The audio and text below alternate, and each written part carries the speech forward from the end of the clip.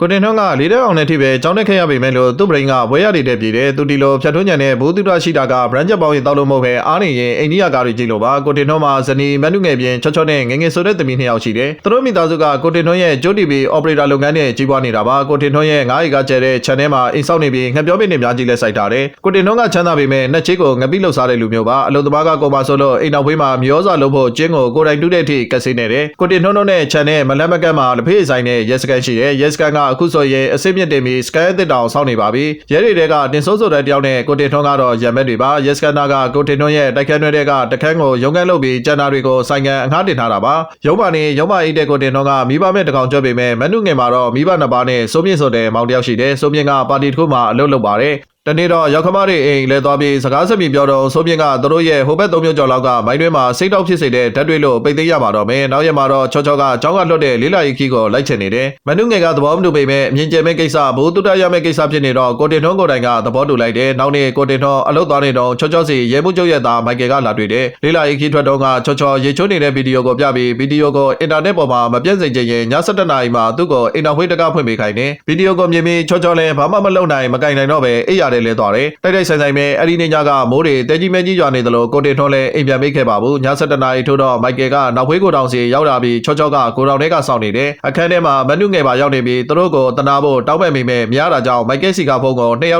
ာက်လူကြတော့ချောချောတို့2ယောက်ပဲလဲကျသွားတယ်မိုက်ကယ်ကချောချောဘွားကိုမပြတ်စည်းစေခြင်းရင်သူ့ဆန္ဒကိုဖြည့်ဆည်းပေးဖို့မနုငယ်ကိုပြောတယ်နောက်နေ့မိုးလင်းတော့ကိုတင်ထွန်းအိမ်ပြန်ရောက်လာတယ်အိမ်ထဲမှာတော့တတိလွတ်နေတဲ့မိမနဲ့သမီး2ယောက်ကိုတွေ့လိုက်ရတယ်ဖြစ်ကြောင်းကိုစင်မေးကြည့်တော့မင်းညကမိုက်ကယ်ကမနုငယ်ကိုချိန်ချောက်နေတော့ချောချောကတန်ချောင်းနဲ့နောက်ကနေမိုက်ကယ်ကောင်းကိုအောက်ကိုသုံးပြီးရိုက်ချလိုက်မိတယ်လက်ထက်ကဖုန်းလွှတ်ကျသွားတော့ဖုန်းကိုတစားစီဖြစ်အောင်တန်ချောင်းနဲ့ရိုက်ခဲ့တယ်သူတို့သားမိကမိုက်ကယ်အလောင်းကိုပြည်နယ်အိနဲ့ထုတ်ပြီးနောက်ဝေးကမြေဩဇာလုံးမဲ့ကျင်းထဲကိုထည့်ပြီးရေဖို့လိုက်ကြောင်းပြန်ပြောပြတယ်အကြောင်းကိုသိရပြီးတဲ့နောက်ကိုထင်တော့ကစတိုကန်ထဲမှာတဲလွန်စားတွေကိုလိုက်ရှာတယ်ကားတော့ကိုကောက်ရတာကြောင့်အိမ်သားတစ်ဝိုက်မှာကားရှိနေမယ်ဆိုတာသိလိုက်တယ်အဲ့ဒီနောက်တစားစီဖြစ်နေတဲ့ဖုန်းနဲ့စင်ကတ်ကိုယူပြီးထွက်သွားတယ်အပြင်ကနေအိမ်တော့ခတ်သွားပြီးသူပြန်မလာမချင်းအိမ်ထဲကနေဘယ်သူမှမထွက်ဖို့မှာခဲ့တယ်မိုက်ကယ်ရဲ့ဝါရောင်ကောင်းကိုကိုထင်တော့စီးပြီးထွက်သွားတာကိုမြင်လိုက်ရတဲ့သူကရဲတင်ဆိုပါကိုတင်တော့ကချားမြုပ်ကိုရောက်တဲ့အထိမောင်းသွားပြီးလက်မှာဖုန်းနှလုံးဝယ်ပြီးစင်ကတ်ထည့်တယ်အဲ့ဒီဖုန်းကတော့ကိုတင်ကားကြီးတစ်စီးပေါ်ပြစ်တင်ပေးလိုက်တယ်သူကတော့ကားကိုသူ့ရောက်ဖပြောမှုတဲ့မိုင်းတွင်းကြီးစီမောင်းသွားပြီးမိုင်းတွင်းလေကရေကန်နဲ့တွတ်ချတယ်အဲ့ဒီညသုံးမိန်းလေးနဲ့အိမ်ပြန်လာပြီးအိမ်ကလူတွေကိုစိတ်ပူမနေပဲမနေ့ပြန်ဆူတောင်းပွဲသွားဖို့ပြောတယ်နောက်နေ့ရောက်တော့မိသားစု4ယောက်လုံးဝေးပြေးကားနဲ့ဆူတောင်းပွဲကိုသွားကြတယ်ဖျားเจ้าကပြန်လာတော့ဟိုတယ်မှာတဲပြီးနောက်နေ့ကျစားတော့ဆိုင်မှာတပင်းစားတယ်ရုပ်ရှင်လက်မှတ်4ဆောင်ဖြတ်ပြီးရုပ်ရှင်ကြည့်ပြီးတဲ့နောက်သူတို့ကားစီပြီးအိမ်ပြန်တယ်သူတို့တွေအဲ့ဒီလိုလုံနေချင်းရဲမှုချုပ်ကတားနဲ့ဆက်သွယ်များတာကြောင့်စိတ်ပူနေတယ်ရဲတွေမေးလာရင်ပြောရမယ့်စကားကိုကိုတင်ထွန်းကတင်မေးပေမဲ့မျိုးသမီး3ယောက်ကကြောက်လန့်ပြီးငုံကိုင်နေတော့ပါပဲရက်တွေကြတော့ကိုတင်ထွန်းရဲ့စကားကိုနားထဲမှာဆွဲပြီးကြောက်စိတ်တွေကြောက်သွားတယ်သူတို့ဇက်တိုက်ထားတာကလည်းတော်တော်လေးအဆင်ပြေနေပါပြီအဲ့ဒီကိစ္စတွေဖြစ်ပြီးရပ်ပိုင်းလောက်ကြတော့မိုင်းတွင်းတွေ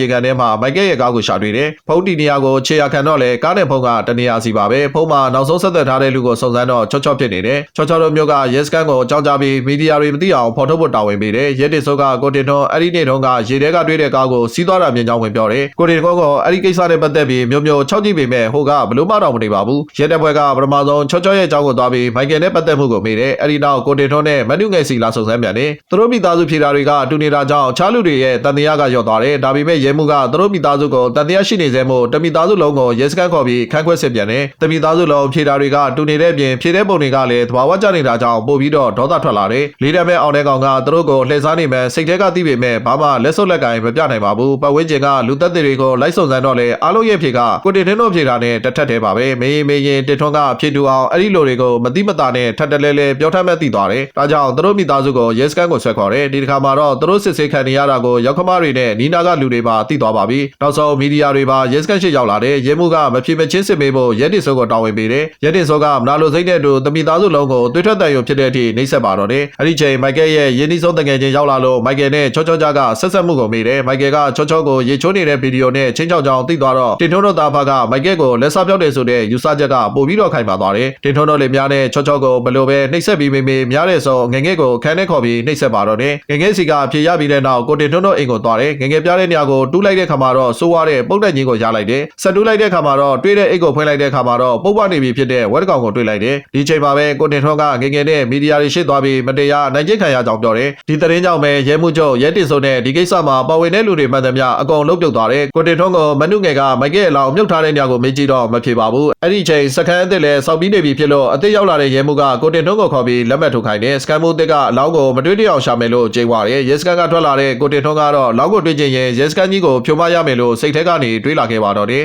လူချင်းမင်းတော့လည်းအားတိုင်းဂိမ်းမဆော့နေပဲဘဝတုဒ္ဒရအောင်ကလာကားလေးတွေကြည့်ကြပါလို့တိုက်တွန်းချင်ပါတယ်ဘာမဆိုဖြစ်သွားနိုင်ပါတယ်အစုံတိကြည့်ပေးတဲ့အတွက်ကျေးဇူးတင်ပါတယ်